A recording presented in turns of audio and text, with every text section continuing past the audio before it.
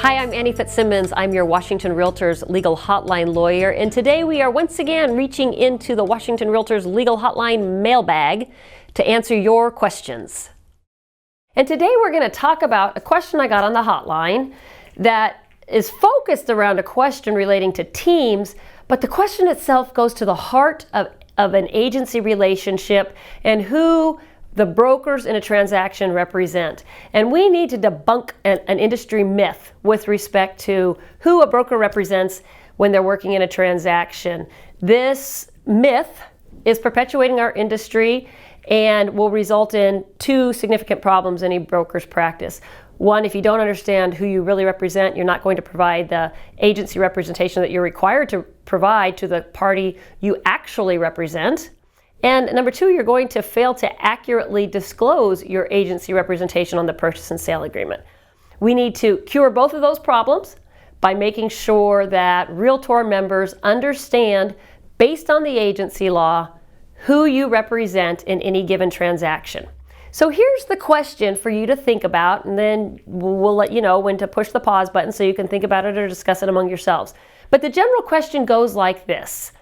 A team, it lists property. Let's say it's property within a subdivision. The seller is a builder and the builder has multiple properties in the subdivision, and the team is listing all of these properties. If one of those team members works with a buyer and wants to represent that buyer exclusively, can the team member do that even though the team member has sat in on team discussions discussing pricing, marketing strategies, etc. for the benefit of the seller? And if that team member represents the buyer on one transaction, if they can even do that, could that buyer then turn around and continue to represent the seller as a team member on the remaining properties in the subdivision? Okay, push the pause button. We'll be back to talk about the answer in a minute. The answer to this question lies in a broker's understanding of the agency law and what the agency law says about creating agency relationships. The myth embedded in this question is this: the team represents the seller. It is extremely unlikely that the team represents the seller. It is highly likely that the team leader or one member of the team represents the seller, but it would be extremely unusual for the entire team, however many people are on the team, to represent the seller. And here's why. Let's start with the most basic understanding from the agency law. Every broker in every single transaction, without exception, represents the buyer unless the broker has a written agency relationship established with the seller through a written listing agreement by which the broker is either named in the listing agreement as the agent of the seller, or subsequent to writing the listing agreement, the firm appoints in writing the broker as an additional subagent of the seller. Now, in most team settings, what we have is a listing agreement. And in a listing agreement, first of all, understand who are the contract parties in a listing agreement. Is the broker who writes the listing agreement a contract party? Typically, no. The parties in the listing contract are the seller and the listing firm. In the listing contract, if you read through it, you will see that the listing firm appoints an agent, one of the firm's brokers, to be the agent of the seller. That person, that broker who's designated to be the seller's agent in the listing agreement, is the only agent of the seller in that firm, along with that broker's managing brokers. So if that broker has more than one managing broker, maybe a managing broker, and then additionally, of course, the designated broker, then all of those folks would represent the seller. But if that broker who's designated as the seller's agent is, for example, the team leader, then the team leader represents the seller, but none of the team members represent the seller. If it were a true statement to say that all of the team members represent the seller, then we would have to be able to find in that listing transaction file an appointment of agency by which the firm appointed each and every one of those team members as an agent of the seller. Absent a written appointment of agency for all of the team members, then there's only one broker who represents the seller. Understanding that as the background, then we can move on to the next part of the question. Now we have a team working for the benefit of the seller. We have one team member who is in fact the agent of the seller. Everybody else on that team could be assisting the seller's agent in promoting the property, but if any other team member other than the one who is the agent for the seller is involved in a transaction, then that team member, the other team member, necessarily represents whom? The buyer. And the representation of the buyer is an exclusive representation of the buyer.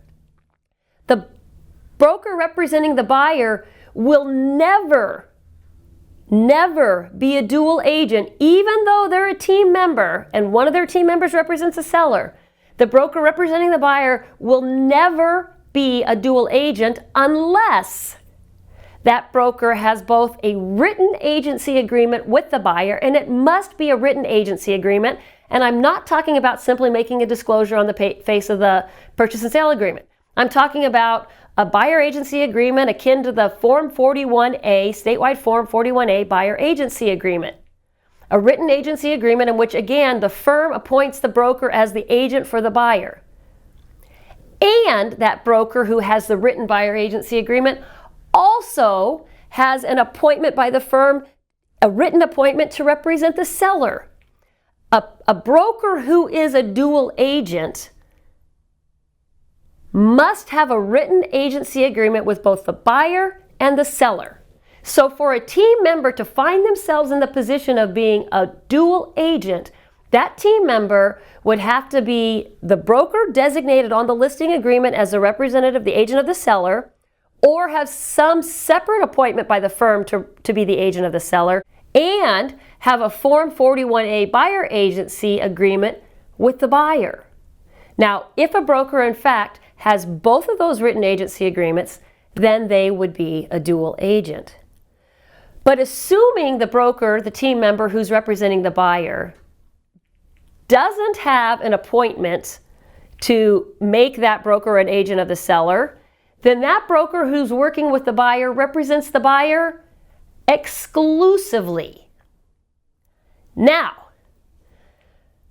marry that concept to the original question, which talked about the broker participating in team members discussing pricing and marketing strategies and those kinds of things on behalf of the seller.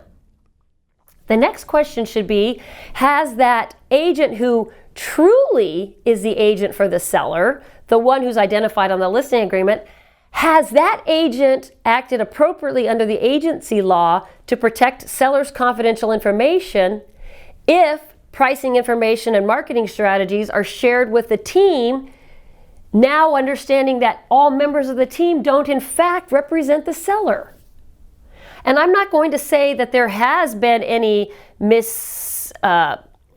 I'm not going to say that there has been anything done incorrectly by the team leader or by the actual listing broker, because I don't know what information's been shared. Certainly, if information confidential to the seller has been shared, then that's wrong. Because the broker who represents the seller exclusively must keep confidential information of the seller. But maybe the pricing information and marketing strategies, maybe that wouldn't be considered confidential information, and maybe the seller wouldn't mind that being shared with buyer brokers. But information that the team is going to share with all of its members on behalf of the seller had better be information that the seller would be willing to share with a buyer broker. Because that is in fact what's happening when you have a team meeting discussing seller pricing, seller marketing strategies, etc., etc. One more loose end to tie up on this. For any broker who is appointed as the seller's agent, whether it's through the listing agreement or through a separate appointment of agency by the designated broker, understand that if that broker works with a buyer in the transaction, then that broker represents the seller exclusively unless they also have a written agency agreement with the buyer, in which case they would be a dual agent. A lot of information is packed into this video. Please understand that the information conveyed in this video was presented to you in the form of a question related to teams. Understand, however, that this is the most basic foundation of the agency law. Who do you represent and what triggers your representation of a client? Simply put, every broker in every transaction represents the buyer unless you have a written agency agreement with the seller. If you have a written agency agreement with the seller, you represent the seller exclusively, unless you have both a written agency agreement with the seller and a written agency agreement with the buyer, in which case you are a dual agent. If you have questions on this or any other topic, please send an email to me, legalhotline@warealtor.org. Thank you for being a Washington Realtors member.